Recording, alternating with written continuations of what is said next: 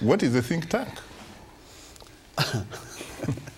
Okay, so a think tank basically is involved in the business of evaluating policies, in this case, particularly for our case, for development. So it's really sitting down, thinking about policy, consulting where necessary, and coming up with ideas, and looking at it, not just ideas, but practicalities of their implementation.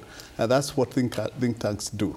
What about the African Growth Initiative program in particular? The African Growth Initiative, of course, is a part of the Brookings Institution. And our role is really to focus on two aspects. We do research, but more importantly, we link that research to policy. But in our location, being located in Washington, one idea is the articulation of informed African voices in Washington. Mm-hmm. As you know, traditionally, and in most cases, if you want to get an answer about an African problem, there is a tendency to run to people at the World Bank or the IMF or other organizations. But those organizations do not actually represent informed African voices. They have specific agendas that are not necessarily in the interest specifically on our Africa. So the idea of Africa Growth Initiative located at Brookings Institution is to articulate informed African voices. That's one. And the other one is to work with think tanks in Africa to try and support policy making in their respective countries and also regions. I know that there are a lot of prominent African players who have been associated with the institution. For example, the current Nigerian finance minister, yes, the lady that tried to become the first non-American president of the World Bank. Yeah. Okonjo Iweala. Yeah. Who are the others? Who are some of the others? We had, of course, Dr. Ngozi, who has been one of our prominent fellows. She has been a non-resident fellow after being a resident, but of course she became a Minister of Finance. And because Brookings retains independence, she is no longer a fellow because she is now in government and, of course, speaks for the government of Nigeria.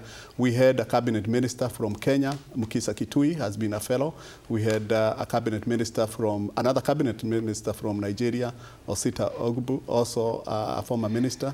And we also had another Ugandan, Dr. Suruma, has been a fellow there at Brookings. So we had some key players in the territory who have come here.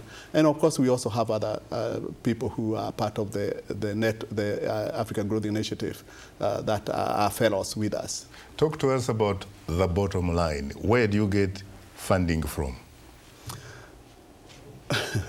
Okay, so first of all, the African Growth Initiative is supported by the Brookings Institution. We are part of the Brookings Institution, and so it's the Brookings Institution that is primarily responsible for the existence of the Africa Growth Initiative. However, I have to mention that we do also receive support from people who are interested in development in Africa, who want to see better policies in Africa.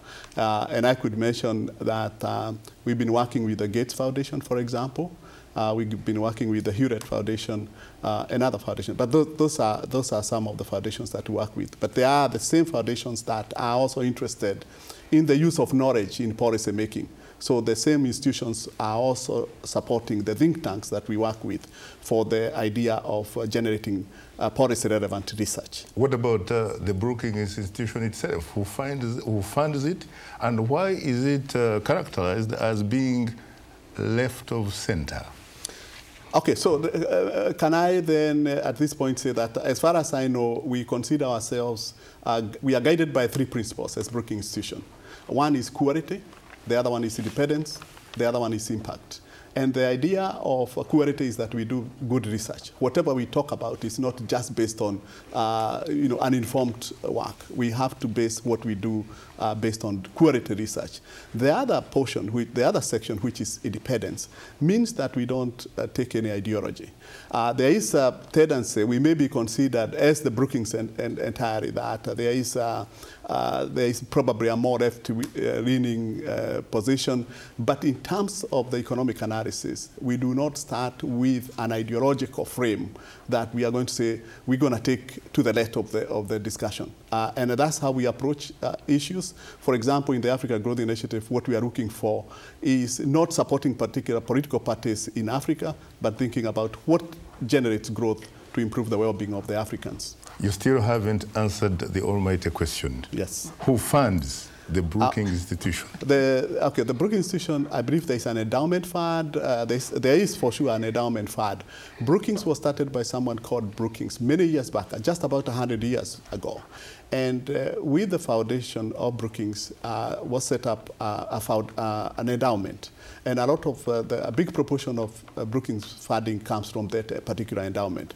However, there are many other people individuals, for example, who fund Brookings as individuals, and there are also organizations as neutral type of foundations that fund research, depending on the particular issues that Brookings is undertaking. So it's a broad group of individuals and people, plus the endowment that support the Brookings. There's not much of government money because, again, Brookings does not want to be speaking on behalf of a government per se.